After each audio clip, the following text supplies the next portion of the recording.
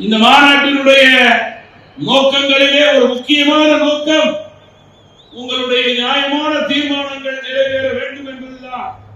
அந்த தீர்மானங்கள் நிறைவேறுவதற்கு எங்களை போன்ற கட்சிகள் உங்களுக்கு திரை நிற்போம் என்று கூறிக்கொள்ள விரும்புகிறேன். நண்பர்களே, சட்டமன்ற தேர்தலிலே ஆட்சி மாற்றம் தேவை என்பதிலே மாற்று கருத்து இருக்க முடியாது. அத்தகைய ஆட்சி மாற்றத்திற்கு அடித்தளமாக இன்றைக்கு அண்ணா திராவிட முன்னேற்ற கழகத்தினுடைய பொதுச் செயலாளர் சுமார் 80 தொகுதிகளுக்கு மேல் மக்களை சந்தித்து அவருடைய எண்ணங்களை பிரதிபலித்துக் கொண்டிருக்கிறார். ஏன் ஆட்சி மாற்றத்திற்கு அடித்தளமிட்டுக் கொண்டிருக்கிறார் என்று நான் பெருமையோடு குறிப்பிட விரும்புகிறேன். மறுபுறம் மத்தியிலே நம்முடைய பாரத பிரதமர் நரேந்திர மோடி அவர்களது தலைமையிலே தமிழகத்திற்கு உண்டான அத்துணை திட்டங்களையும் தங்குதடையின்றி தாமதமின்றி கொடுக்கக்கூடிய மாற்றான்தான் மனப்பான்மை இல்லாத செயல்பாட்டை உறுதியோடு செய்து கொண்டிருக்கிறார்கள். அப்படி என்றால் வரும் தேர்தலில் களம் வளமான தமிழகம், வலிமையான பாரதம் என்ற அடிப்படையிலே அமைய வேண்டும். வலிமையான பாரதம் என்றால் இன்றைக்கு பாரத பிரதமர் தலைமையிலே இந்தியா பொருளாதார ரீதியாக உயர்வாக நாடாக இருக்கிறது. பகைவர்களிடமிருந்து நம்மை காக்கக்கூடிய சிந்து ஒரு எடுத்துக்காட்டாக இருக்கிறது. மத்திய அரசு அப்படி தன்னுடைய ஆட்சி பீடத்தை அமைத்துக் கொண்டிருக்கின்றது என்றால் மாநிலத்திலே நமக்கு வளமான தமிழகம் தேவை. வளமான தமிழகம் தேவை என்றால் இங்கே ஆட்சி மாற்றம் தேவை. இன்றைக்கு தமிழகத்தினுடைய அரசியல் நிலை என்ன? கொலை, கொள்ளை, திருட்டு, டாஸ்மாக், பாலியல், போதைப் பொருள் என்று அடுக்கிக் கொண்டே போகலாம். இவைகளை தடுத்து நிறுத்தக்கூடிய தகுதியில்லாத அரசாக இந்த அரசு இன்றைக்கு செயல்பட்டுக் கொண்டிருக்கிறது. சென்ற தேர்தலிலே பொய் வாக்குறுதிகளை கொடுத்து மக்களை ஏமாற்றிய அரசாக இந்த அரசு ஆட்சி பீடத்திலே அமர்ந்திருக்கிறது. அதற்கு பதிலடி கொடுக்கும் வகையிலேதான் இன்றைக்கு அதிமுகவுடைய பொதுச் செயலாளர் தன்னுடைய சுற்றுப்பயணத்தை தொடங்கி மக்களுக்கு விழிப்புணர்வை ஏற்படுத்திக் கொண்டிருக்கிறார்கள். எனவே நண்பர்களே, வரும் காலம் நம் காலமாக இருக்க வேண்டும். என்டிஏ கூட்டணி, தமிழகத்திலே அதிமுக தலைமையிலான கூட்டணி, இங்கே இருக்கின்ற மரியாதைக்குரிய கட்சிகள் மட்டுமல்லாமல் நம்மை சார்ந்திருக்கின்ற ஒத்த கருத்துடைய கட்சிகள் எல்லாம் ஒன்றாக சேர்ந்து மக்களை சந்தித்து வெற்றியை உறுதி செய்து கொள்ள வேண்டும்.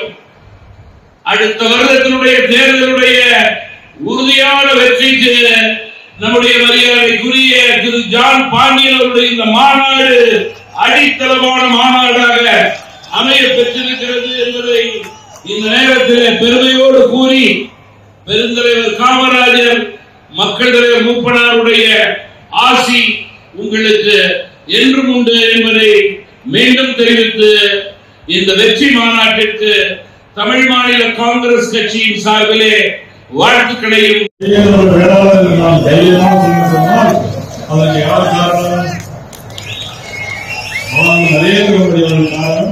அதற்கு அடிப்படையாக தீர்மானம் என்பது அது முக்கியமான விஷயம்.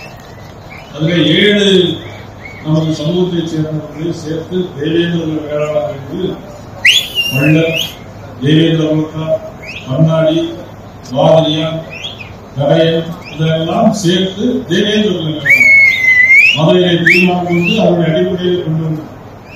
மதுரை நரேந்திர மோடி அவர்கள் பேசுவது சொன்னார்கள், தேவேந்திர வேளாளர் என்று சொல்லி பேசுவதோடு மட்டுமல்ல, அதை செய்து முடித்தார், செய்து காட்டினார். இன்னொன்று சொன்னார், சென்னையில் பேசினார், நான் நரேந்திரன், நீங்கள் எல்லோரும் தேவேந்திரன், நமக்கு ஒற்றுமை இருக்கிறது சொன்னார். நான் திருநெல்வேலியை ஓட்டு கேட்கும் சொன்னேன், அவர் நரேந்திரன், நீங்கள் தேவேந்திரன், நான் நயினார் நாகேந்திரன் அப்படின்னு. அவ்வளவு நல்ல ஓட்டு போட்டாங்க. 26 ஓட்டு நாங்கள் ஜெயிச்சோம்.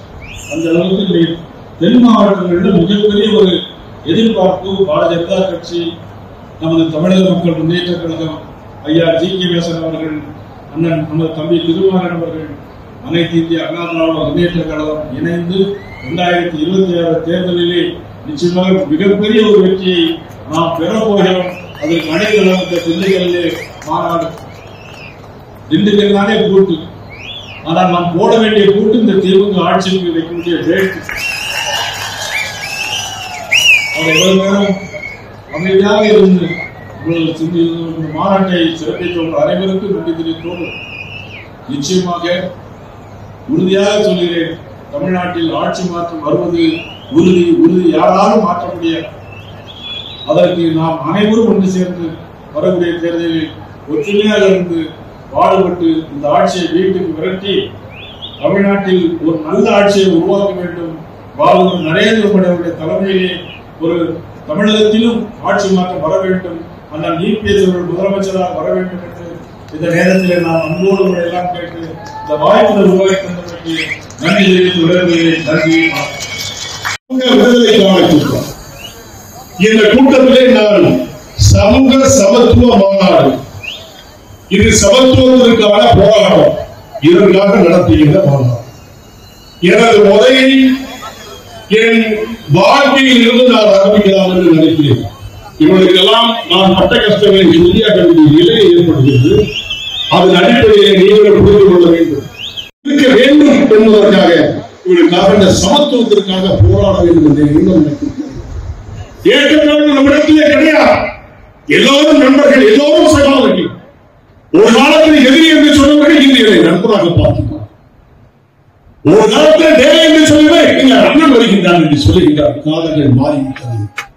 இனிமேல் சாதிக்கு இடமில்லை, சமத்துவத்திற்கு தான் இடம். அதுதான் தமிழக மக்கள் முன்னேற்ற கழகம் என்பதை மட்டும் கலைப்பினர் தலைவர் ஒவ்வொரு மாற்று அந்த கனவை நினைவாக்குவதற்காக இன்னைக்கு நாங்கள் எல்லாம் சமத்துவமாக வாழ்ந்து கொண்டிருக்கிறோம். நீங்களும் அப்படி வாழ வேண்டும் என்பதுதான் நான் ஆசைப்படுகின்றேன். இதுதான் முதல் வெற்றி. இது நம்முடைய அடையாளத்திற்கான வெற்றி. போதும், இவ்வளவு நாட்டில் போராடி போராடி இங்கே அழிந்து கொண்டிருப்போம். எத்தனை நாளைக்கு விடுதலைக்காக போராட வேண்டும்? நமக்கு எதிரி யாருமே கிடையாது. உழைக்கின்ற சமுதாயம் எல்லாம் ஒன்று கூட வேண்டாமா? தமிழ்நாட்டுடைய சரித்திரத்தை படைக்க வேண்டாமா?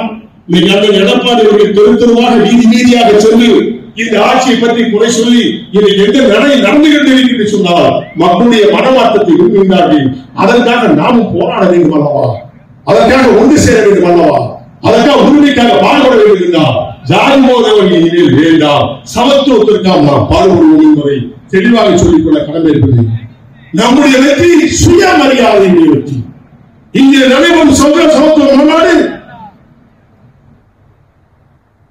சமத்துவ மாநாடு பட்டியல் இலக்கு மாநாடு.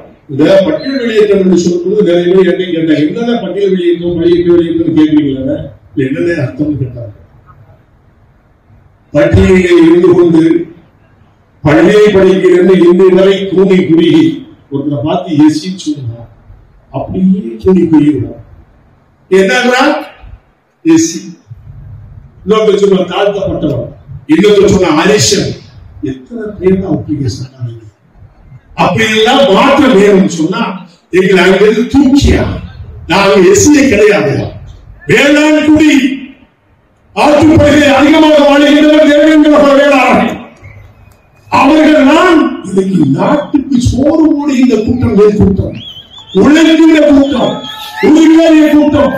மன்னர்களாக இருந்து மாபெரும் மன்னர்கள் ஆக்கப்பட்டு நரேந்திர மோடி அவர்களால் தேவேந்திர குல வேளாளர் என்று அவர்கள் கொடுக்கப்பட்டு இன்றைக்கு என்னை பட்டியலில் சொன்னால் எப்படி பொறுத்து கொண்டிருக்க முடியும்? அதற்காக இங்கு இருக்கின்ற தலைவர்கள் அங்கே பரிந்துரை செய்வார்கள். என்னாவது ஒரு நாள் விடுதலை கிடைக்கும் என்பதை நான் எண்ணிக்கொண்டிருக்கின்றேன். அது அவர்கள் மட்டும்தான் நிச்சயமாக நமக்கு தர முடியும். வேற எந்த முடியாது. பட்டியலில் இருந்து போனோம்னு சொன்னா ஒரு காலேஜ் போனா அங்க இளைஞர்களப்படுத்தலாம், ஒரு வேலைக்கு போனா இளைஞர்களப்படுத்தலாம், சொல்லி புரியும். ஒரு அரசு அலுவலர் தூரத்துல அவன் எஸ்சி என்ன சொல்லலாம், கூலி போயிடுவோம். தொழில் ஏதாவது கொடுக்க முடியுதா? ஏதாவது தொழில் செய்து போட்டா பக்கத்து வீடு உள்ளாதான் சொல்றாங்களா இல்லையா? தொழில் மறுக்கப்படுறா இல்லையா? படிப்பு மறுக்கப்படுறா இல்லையா? தனியார் துறையில எஸ்வி சொல்றவங்க வேலை கொடுக்க மாட்டான். ஏன்னா உங்களை தாழ்த்தப்பட்டவங்க தீண்டத்தை கலந்து குத்துரா குத்தி வச்சுறாங்க சென்றாங்க. அப்ப நம்ம விடுதலை வேண்டாமா? சாதி அடையாளம் என்பதுதான் நமக்கு எதிரியாக இருக்கிறது. நாங்கள் அதுவும் எஸ்சியாக இருப்பதை விரும்பவில்லை, வெறுக்கிறோம். பட்டியலிருந்து நாம் அனைவரும் வெளியே செல்ல வேண்டும். சகோதர சகோதரிகளே, இதுதான் பட்டியல் சாபம். இந்த சாபத்திற்கு உடன்பட வேண்டும் என்று சொன்னால் நாம் ஒற்றுமையாக ஆள வேண்டும். நமக்கு யாரும் எதிரிகள் கிடையாது. என் சமுதாயம் நம் சமுதாயத்தை அரவணைத்து செய்கின்றாரோ அத்தனை சமுதாயம் நம்முடைய சகோதரர்கள். நாம் பாரபட்சம் பார்ப்பது கிடையாது. படிப்பறிவு இல்லாத காலத்தில் நம்மளை சிறைப்படுத்தி தாழ்த்தப்பட்ட சாதகத்தில் அறியாத நிலையிலே இருந்த பொழுது நாம் வேற்றுமையை பார்த்தோம், தடுத்து விட்டோம், தெளிவிட்டோம், வாழ்விட்டோம். பட்டியலிருந்து வெளியே செல்வதற்கு அனைத்து ஜாதி சமுதாயங்களை அரவணைக்கின்றார்கள். நாம் அனைவருக்கும் சகோதரர்கள் சகோதரிகள் இந்த மனப்பையோடு மனப்பாங்கோடு வாழ வேண்டும் என்று சொன்னார். பட்டியலிருந்து வெளியே செல்ல வேண்டும். அதற்கு இருந்த அரசியல் தலைவர்களும் பெரியவர்களும் நமக்கு கருணை புரிவார்கள். அவர்களிலே நாம் பங்கு கொள்வோம்.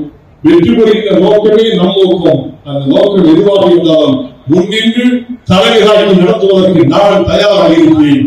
நீங்களும் தயாராக இருக்க வேண்டும். அதற்கு நம்முடைய தலைவர்கள் எல்லாம் நம்மோடு இணைவாக என்று நம்பி அஞ்சாது யாரும் ஆள வேண்டும் வணங்குகிறார். சுற்றாதி யாரும் தொட வேண்டாம். வாழ்க மக்கள் வளர்க பட்டியல முற்றிலை என்று கூறி உங்கள் அனைவரிலிருந்து விடைபெறுகிறேன். வாழ்கின்ற சமம் அனைவரும் உங்கள் ஊராய் மக்கள் நன்றி, வணக்கம்.